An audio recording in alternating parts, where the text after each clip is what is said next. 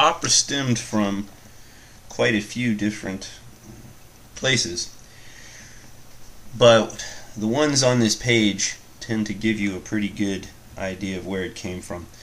As far as the interest in Greek tragedies, again, we talked about the Baroque being a period of grand joie, showing off your own intelligence and wealth. Well, many of the scholars in Italy became very interested in Greek tragedies and wanted to set them to music with all kinds of fancy staging and costumes.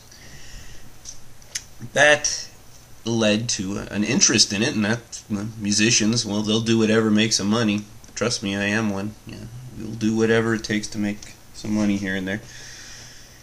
And that's largely where it started. Again, trying to put Greek tragedies to music in sort of a play setting. Now, another important thing to note is that music of the Baroque had gone to a more homophonic texture. Primarily during the Renaissance, polyphonic texture was still key. And it still occurs in the Baroque period. Bach actually uses it in a lot of his piano pieces. But homophonic texture became the more dominant texture. And in a homophonic texture, you have one main melody with an accompaniment. That makes it a little easier to figure out what in the world is going on. And we had something else rather important, and that is the creation of an aria and a recitative. There are questions about these on the test, so don't blow this off. The difference between the two. First, let's start off with what the recitative is. I'll go backwards. The recitative, as its name would say, is more about reciting. Things are half sung, half said, and usually the background accompaniment is not in real strict time, but it's there to tell the audience what is going to happen.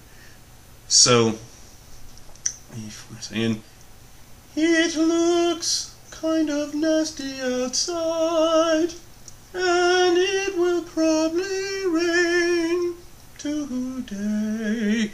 Well, you have an idea they're going to do something referring to it raining.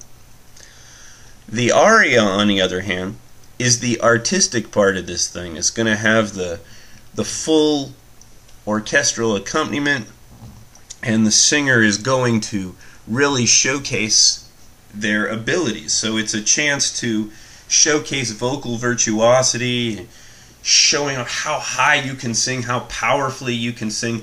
But most of the time the audience has little idea what's really being said during the aria of an opera.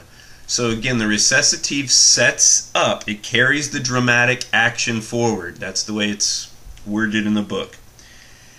And the aria, again, is just your chance to showcase your own vocal virtuosity.